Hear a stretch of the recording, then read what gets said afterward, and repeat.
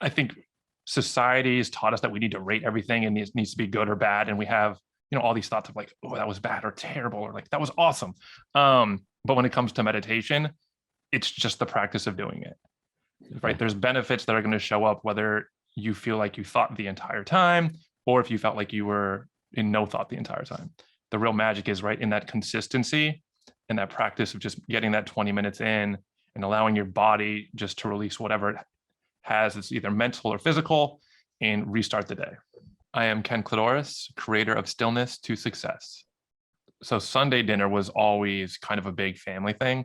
Uncles and grandparents kind of got together on Sunday, and I've taken that tradition forward in life of at least having one day to sit down for a meal, bring everybody together, and really try to bring that family dynamic together, because I think that's really important. Yeah. And where was the rest of the week, just kind of grab and go, everybody kind of comes in whenever they can, busy weeks and whatnot. Exactly. Right. Yeah, but everybody kind of fended for themselves for dinners for the most part, on a daily basis. So Yeah. What did you have any entrepreneurial influences growing up at all, or is this something that you kind of planted your flag and said that this is what I was going to do? Both. So my uncle was a financial advisor when I was growing up, so I kind of knew that's kind of one of the things I wanted to do.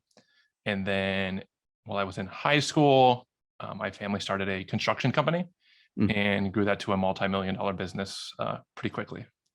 What type of construction did you guys do? Landscape installation and construction. Very cool. Yeah. Excellent. So what was the rest of your life like, kind of fill in the gap between, high school and, you starting the business that we're going to talk about today? Did you go to college? What were some of those catalysts that, really started to push you in this direction? Yeah. So yeah, definitely didn't have a straight line path. Didn't think I'd be doing what I'm doing today. So it'd be nice to talk about that later. But originally, like I said, I knew I wanted to be a financial advisor. So I got an undergraduate degree in finance, worked at a broker dealer to learn like the back office and support, went back and got my MBA with a concentration in finance. And then, got trained at Morgan Stanley, went through their training program, and then went independent shortly after that and joined a small team of I think it was 20 financial advisors when I started. Started the bottom of the totem pole, no clients, no nothing, 100% commission, like good luck. And a few short years later, I was actually running that branch, and all was good. So you had a knack for sales as well, it sounds like, right? I mean, you were able to build yourself up on a commission only basis into the leadership positions there. Yeah. Yeah. I feel like everything's kind of sales. And how you communicate is always, you're always trying to convince somebody to do one thing or the other. But when you have clearly defined targets and, you know what you need to do to have success, I'd naturally, want to make sure I hit those targets and beyond.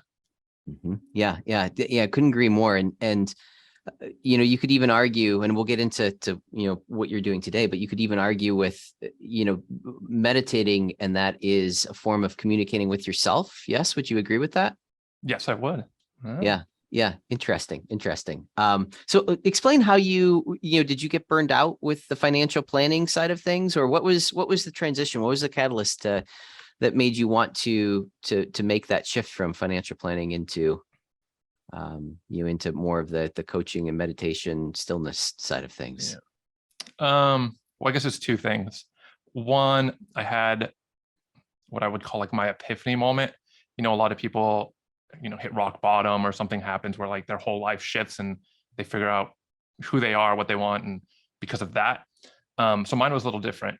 I was actually, pretty happy in my life. Wasn't expecting to make any changes, right? Just making good money, running an office of financial advisors, like every day, gave me something to grow, but at the same time, every day was kind of the same. And I just felt like I was, my life was on repeat. There was no more like growth or excitement. And so when I was on vacation, I had this moment where I was just nothing to do all day, which was very rare for me.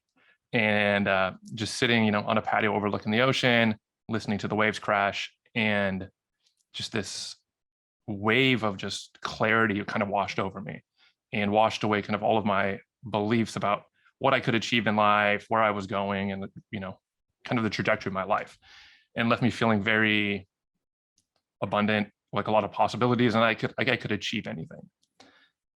But anybody that's had a really good time on vacation knows, like, you come home and real life is waiting for you and you're back to the grind. But that's when I decided to start searching for a way to live in that mindset and that place on a daily basis. And that's kind of how this whole, meditation stillness thing came to be. Mhm. Do you feel like you found meditation in that moment? Like, did it just like you kind of snapped into that mindset at that point, or is this something that you were trying to replicate and you found that meditation and stillness was able to get you back to that same point that you were in? Like, I guess I'm kind of looking at meditation as a thing that you're trying to achieve, like it's a state of mindset that you're trying to achieve. And I guess the question is, do you feel like you achieved that at that point? And maybe I'm completely wrong about that. Maybe it's not literally a mindset whatsoever. So, curious on your thoughts about that. So I'd say you're partially correct. When I had that experience, right, I wasn't a meditator, right? Very financial advisors, like, we don't meditate. That was nothing that I would even expect to be doing. So it wasn't like I had that experience. It was like, oh, I need to start meditating. What it was more, it was just kind of through the process of learning different techniques and taking different trainings, I realized that everything came back to the conversation I was having in my head. And so, did my research on, like, how to learn how to meditate. There happened to be a training center close by, signed up, had a incredible experience the first time that I meditated, and have been meditating ever since. And then that's just grown into today, right? I meditate, have my morning routine that I share with people. And then once a year, I actually do a week in silence as kind of like the big thing for the year. And then my daily meditation is kind of like the daily practice. Interesting. Yeah. So would you say that, I guess, how can I say this? Would you say that meditation is sort of your escape, or like a crutch, if you will, something that you rely on to help you in stressful situations? Or how do you refer to meditation? Like, what does it do for you, I guess? Yeah. So it's interesting you used the word crutch, and I was like, oh, I was taken back. I'm like, that's not a crutch. Yeah. No, I didn't. I paused Yeah. before I said that. I'm like, I don't really know, what the right term would be for this. Cause like, and, we talked about this before we started recording, but, Yeah. I'm kind of looking for this, personally looking for this outlet for, that spiritual connection, or something that I can, identify with. I've never identified with going and sitting in a church pew. So I'm curious if this sort of holds that same, that same place in your mind as, that same comfort in your mind that other people might go to church and find. So I'm curious if there's any correlations or anything like that for you there. I would say for some people that probably is the case. For me, it's more just spending time with myself. Mhm. It really provides just mental clarity and allows me to step back from the noise and all of the things going on in my head, which I know sounds kind of weird. So I like to relate it to, like, working out, right? You Mhm. know that if you want to have a certain physique or do certain things, you need to, put in the work, do the cardio and all those things.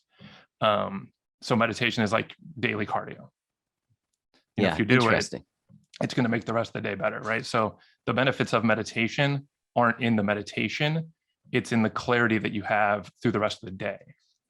Okay. So, and so when you're saying clarity, would you say that, what are the things that this would help you with?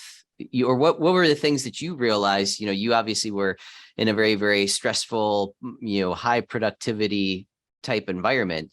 Yeah. when you started meditating, what were some of those differences that you realized from, kind of the old world to the new world? I mean, to say everything changed obviously sounds a little too much, but it really does. Really, so for me, again, stressful environment. I probably had a little bit of OCD and a strong need to control everything. And it all stemmed from, right, the thoughts in my head of like, okay, this could happen, and just that constant chatter.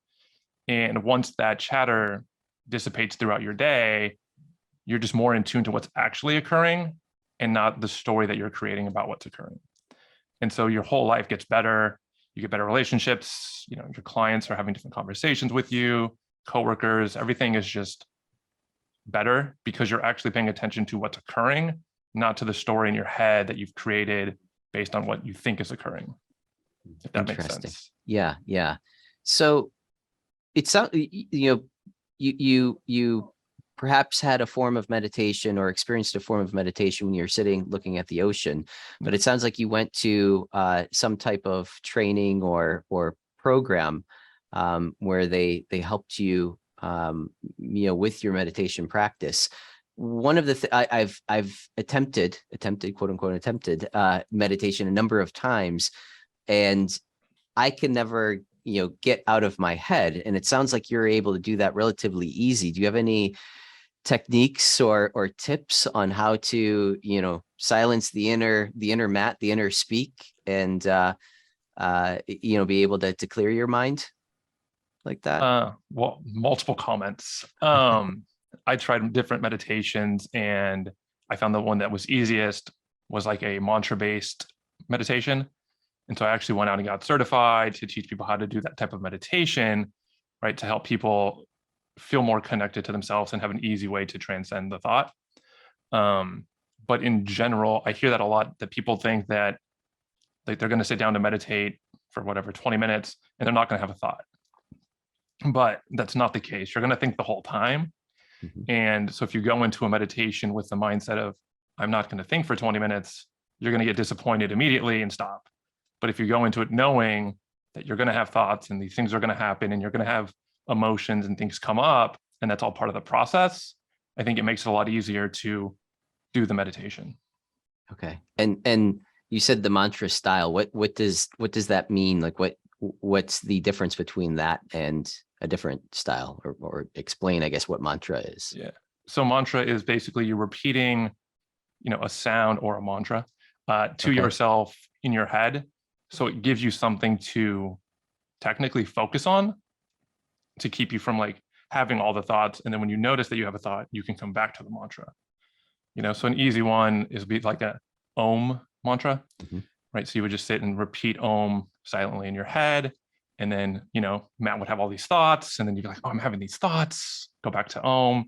And you would just do that for the 20 minutes.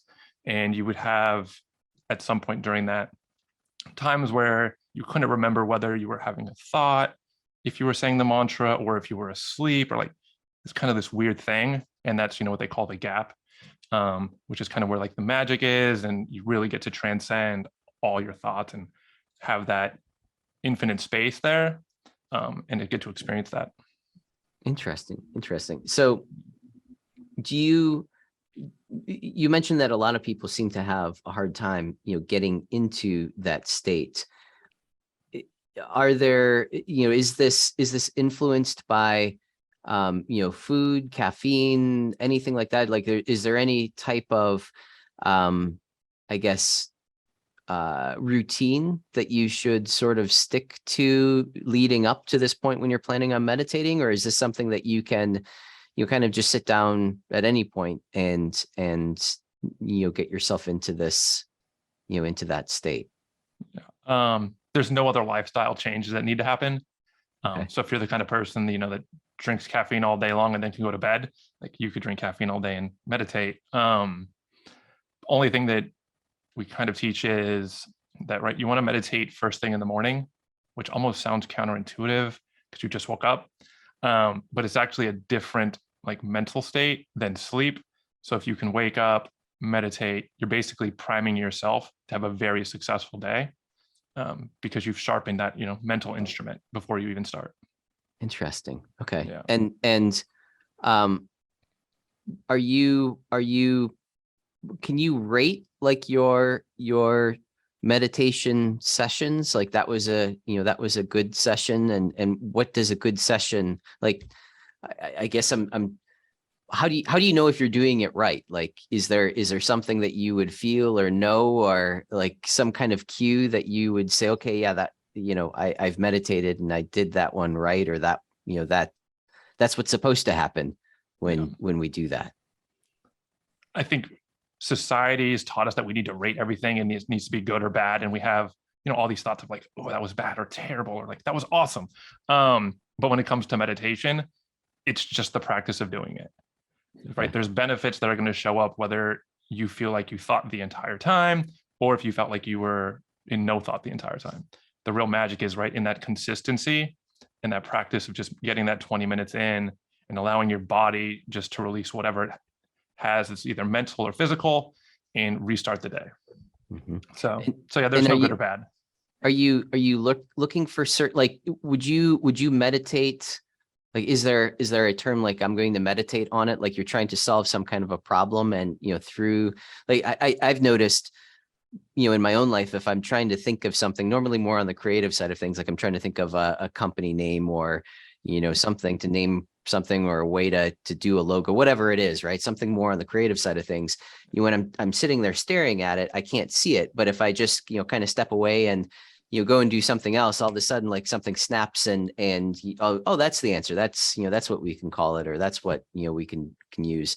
Is it sort of the same thing with meditation, where you want to have some type of a problem? Obviously it doesn't have to be that way, but if you're trying to solve something, is that something that you'd want to, kind of have in your mind, and then, get into the mantra, process to try to solve those types of things? Or is this just something that you want to just have an open mind and see whatever, whatever comes to mind or whatever comes up? What are your thoughts there? Um, so, well, yeah, I have numerous thoughts, but it's interesting because you mentioned that when you want to solve something and really tap into, right, that creative, I'll call it subconscious, because right when you were focused on it consciously, it wasn't coming. But when you subconsciously kind of stepped away, kind of the answer came to you. That's kind of what I was hearing. Yeah. But you were doing something else, right? You weren't focusing on it while you were doing the other thing, right? You let it go, detached from it, and then somehow it was solved automatically for you and it came to you. And I say that's how you should look at a meditation. If you, right, have things going on, right, whether you're conscious of them or not, your meditation allows you to tap into that, we'll call it subconscious, even though in meditation you're not really tapping into anything, and allows those answers and those whispers of like intuition, if you will, or just that, whatever you want to call it, inner voice, you're allowed to hear it. And then you get into the habit, the more and more stillness you create mentally, to being able to tap into that more and more just throughout your day, if that makes sense. Yeah. Yeah. And define what you mean by stillness. Like, what's the thought, or the definition that you think of when you say stillness? Um, yeah, I say stillness because it's not just meditation, right? I do silent practice, different things like that. But I think the best way to describe it is, right, it's like your power is in your stillness. The ability to just sit in the problem or the solution or the moment, be still, not have all this thought and noise, and just really be present and still there, and then take that power to do what needs to be done. Mhm. Interesting. Interesting. So what are some of the, specific changes that you realized in your life after you started doing this? Yeah, well, so I'd say my business on the wealth management side changed dramatically. I really honed into what was really making me feel good about what I was doing, where I was having the most impact. And, I had the ability, because I knew what I wanted, to actually make those changes and create the business I wanted, which was awesome. At that time, I'd written a book already. I wanted to learn how to sail. So I sailed 200 hours that first Cool. year while working full time and changing a business and running an office. Um, so all of those things. And then today, right, conversations I was having with people, they always ask, what are you doing differently? You seem so more relaxed. everything seems to be going well for you. You're happy, like what's going on? And then I'd, have one-on-one conversations of like, okay, this is what I'm doing. And, people would start to kind of see the benefits themselves. And then they'd ask other people, and it kind of started to grow. And that's when I realized that, stillness was something that more people needed to bring into their life, and not from the format or idea of I'm going to meditate and go live on a hill and like sell all my stuff. Yeah. Right. Because like I think that is something that a lot of people think is what's going to happen. Right. And there's still that like thought. And I wanted to really change that and say, you can have stillness and success and use it as a way to, create the life that you truly want to live, because you know what it is and you're willing to do the work. And so that's kind of how, what I'm doing now came to be. Interesting. And talk about some of the success stories that your students have had. Does anything come to mind as like these big shifts that they've experienced in their own lives as well?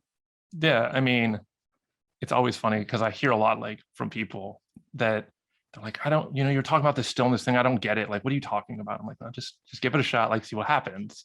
And, I'll get the text, right? I get it now. And it's always interesting because for each person, right, whatever I'd say is the biggest issue kind of gets solved pretty quickly, because they, right, find their stillness. And then through our course, we teach them, how to create values and, a vision, and create like real meaningful goals for themselves, and then start to take action. But, I've had students make career changes, or like have options on the table, especially recently, right? Of like, what job should I take? And it's like, well, the answer, right? So we kind of walk through it, and then they take the job, and they're like, oh, I was so happy. That wasn't the job I wanted, I thought, but when I really sat on it, meditated on it, if you will, Yeah. I realized it was this other job, and then they've, taken it and really enjoyed it. We have one, not that we say that this is going to solve numerous things, but, one of the students stopped taking Xanax, and he'd gotten to the point where he was so stressed, he was taking 2 or 3 a day. 2 weeks later, he's called me. He's like, I haven't taken a Xanax in 2 days, and I feel great. Wow. Like, good for you. Right. Yeah. But I would never put that on any marketing or tell anybody here, like, oh, you're not going to take Xanax anymore. But, that was something. And then another one is like, we had a guy come in, and he had thought for 2 or 3 years, he wanted to create a course, and he just never had gotten around to it. And kind of the same thing, a month later, he's like, hey, I got my course written out. I'm really making some progress here, and it's just interesting to me. I'm like, for years you didn't do anything, little stillness and some clarity, and all of a sudden, like, it's coming to fruition. So yeah, it could change anything. Yeah. And what are some of the mistakes that you see people making, common things that you try to help, I guess, clean up in people's practice, right? Are there any things that, kind of come to mind that people might be doing wrong when they're trying to, find their own stillness? The most common is going to be kind of the one you mentioned, like thinking they're not going to have any thoughts, or thinking that the benefit is in the meditation itself, and then, not looking for it elsewhere.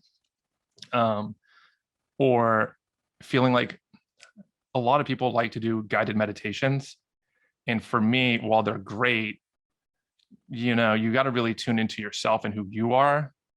And that doesn't come from a guided meditation. Guided meditations are more for like setting a specific intention or getting a certain outcome. Whereas like a true, just, mantra-based meditation is really tuning into yourself. Mm-hmm. And how would you, I guess, with the guided meditation, does the room have a common theme, I guess, like where everybody's trying to work on the same thing, or are those guided where, you can sort of interpret whatever whatever that guided path is to apply to whatever you're struggling with, or whatever you're trying to tackle in your own life? Yeah. So most guided meditations, I guess if you go to one, you would go to one where they're working on what you want to work on. But if you just download one, right, there's different meditations for like different things. Mhm. Most of the apps out there, the Calm or Insight Timer, they all have guided meditations. And so you would just say like, oh, I'm really feeling stressed today, I'm going to do a guided meditation on that. or something like that. Whereas the mantra based, right, you don't need a phone, you don't need an app, internet connection, or like any real intention.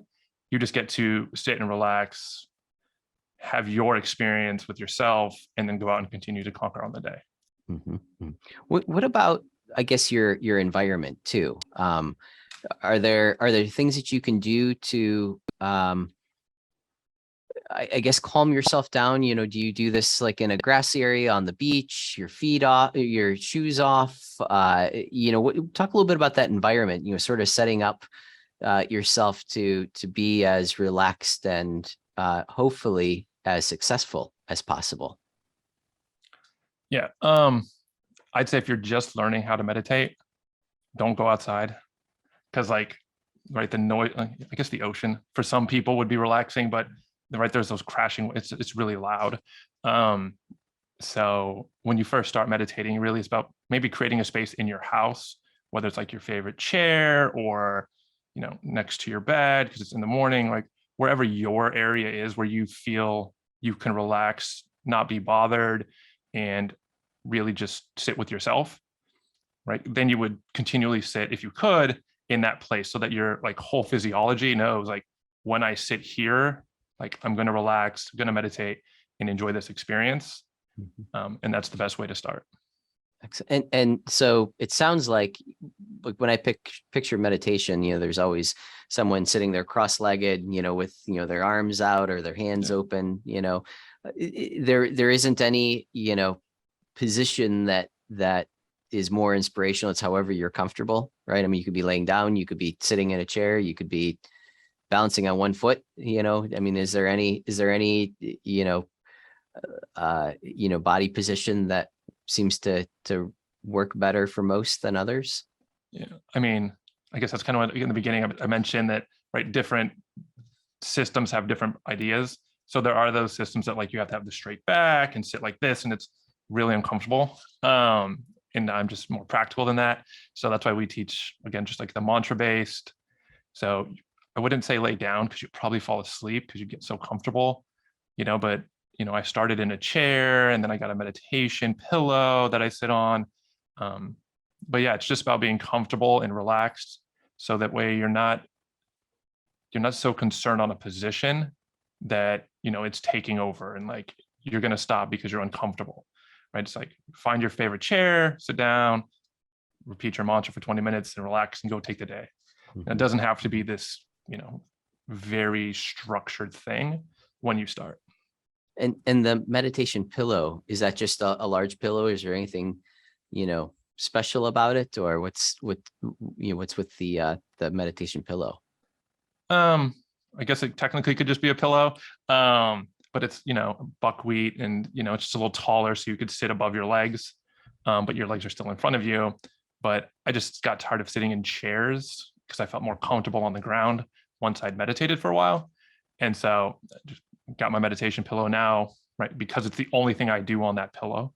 My body knows if I'm sitting on the pillow, we're meditating, we're relaxing. And so, right, again, that physiology of just being in that environment. Yeah, love it. If people want to learn more about your services, and actually, I guess there's two different things. Do you have any tips for people that are looking to, incorporate this into their lifestyle? And maybe those tips are even, something that you offer. But what are your thoughts there?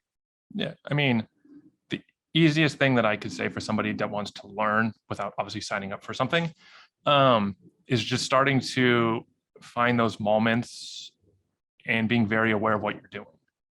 And by that, I mean, right, if you're easy enough, like if you're doing the dishes, like be focused on doing the dishes. If you're cooking, focus on that, and just being very like single-minded in what you're doing is a great way to start. But I know that's kind of hard.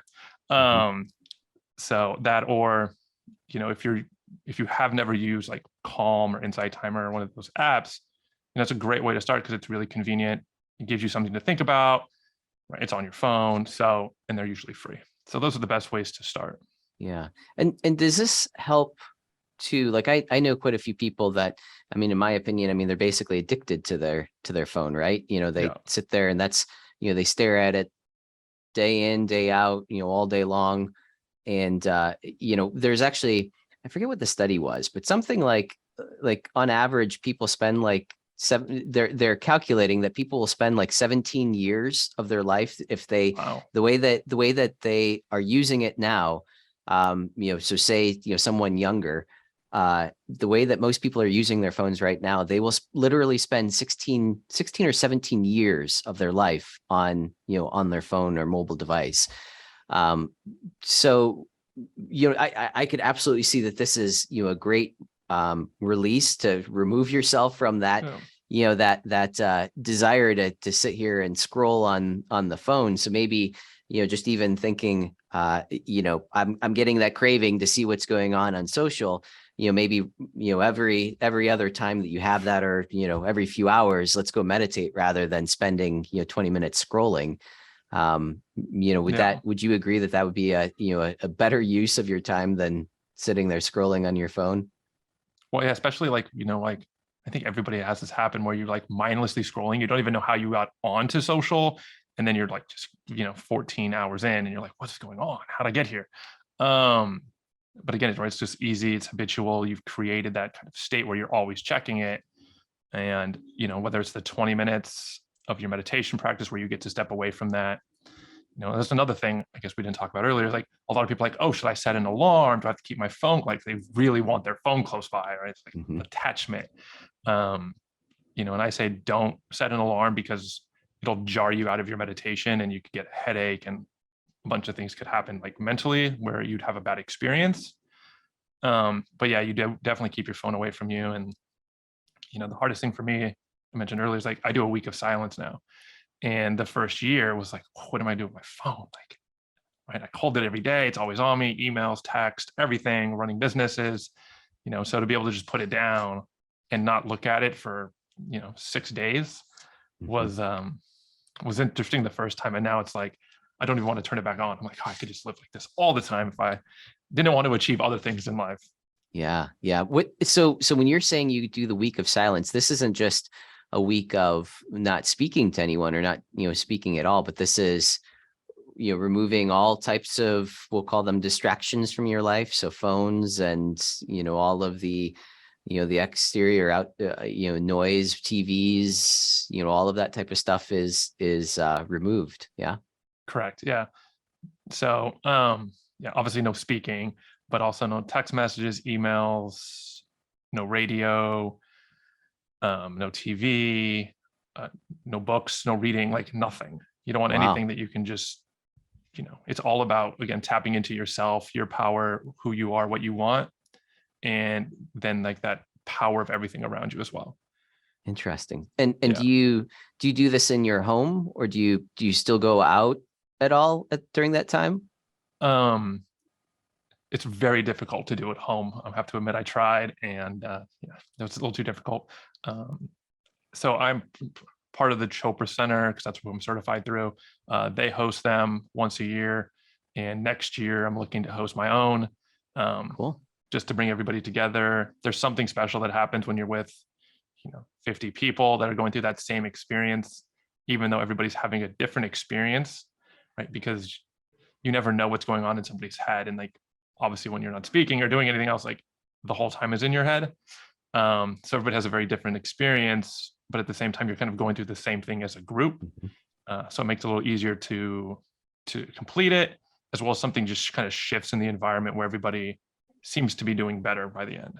Interesting. I'm curious, when you're in that environment, is there kind of, how can I say this, physical communication, like, like a head nod or, like winking or anything like that? Are you supposed to, like, again, have that non-verbal communication? You're still making that connection. And I'm not saying like in any type of like sexual way or anything like that. I'm just Who you curious. winking at, Matt? What Yeah, are you right. doing? I'm curious if there's any type of communication, whether that be, just, body language or again, like nods or anything like that. Is there any communication that happens between people, like where you can still establish that connection? Or is it, basically I don't want to make any type of eye contact with anyone so that there's no influence there. I'm just curious, being in that environment, what that's like. Yeah. So in that, that week of silence, obviously you still don't want to be rude to everybody. So you smile, you're eating meals together, you're making eye contact, like here and there, little shoulders or whatever. But I think that so many people are, for the most part, especially after like the first day, are just going through their experience, that it's really about kind of like what you're doing inside. And so you'd see yourself, or obviously I'd see you and be like, kind of like, as we walked by going to, a meal or something, but you wouldn't be trying to like create some type of communication with it, if that makes sense. Yeah. It's more of just like easy gestures, but somehow like you'll find that there's certain people that you're just resonating with, and you'll build like a really good rapport with them, a relationship almost, and you've never said a word. Like, nothing about them, but you feel like their whole life story, because you've kind of created one in your head. And it's always interesting how deep of a connection you can make with somebody that you've never actually spoken with. That is, and I'm curious, do you ever get into any, like, studying any personal like vibrations or anything like that, like, seeing if, like you said, you resonate with that other person? Do you feel like that's because maybe you are on that same frequency, you're operating at that same frequency as someone else, when you get into sort of personal energies and that? Oh yeah, 100%. I would agree with that. Yeah. And then again, I think that being in an environment where everybody's, let's call it, in some type of meditative state, right, raises the frequency of the whole area and kind of lifts everybody up to levels that they're usually not tapping into because they're by themselves. Yeah. Interesting. Right. Ken, this is definitely something I've tried it before in my life, and I don't think that I was in the right place or the right I didn't have the right mental fortitude, I guess we can say, at the time to really want to try to do it. But this has been enlightening, and I'm going to definitely start trying to practice this. No, trying is a bad word. I'm definitely going to start practicing this in my life. So perfect. Well, good job. I'm glad that you're going to create your stillness, have even more success, and part of the secret sauce going forward is going to be stillness for you. I love it. And if people want to learn more about you, your services, how would they reach out and get in touch? Yeah, the best way is stillness2success.com, or you can follow me on Instagram at Ken Kladouris, which I'm sure the spelling will be in the show notes or on the title. So. Yes. And it's is it TO or is it number 2? It's TO. TO. Okay. Got it. Excellent. For everybody's driving in the car, they want to make sure that they knew how to spell that. So, well, they both go to the same place, just because I knew so many people were going to make the mistake. There you go. Smart. Yeah, one step ahead. Yeah. Love it. Ken, this is really, really cool. Thank you so much for the time. And I'm going to go and meditate and try to, put some of these learnings into practice here. So thank you. Thank you so much. And it was a pleasure.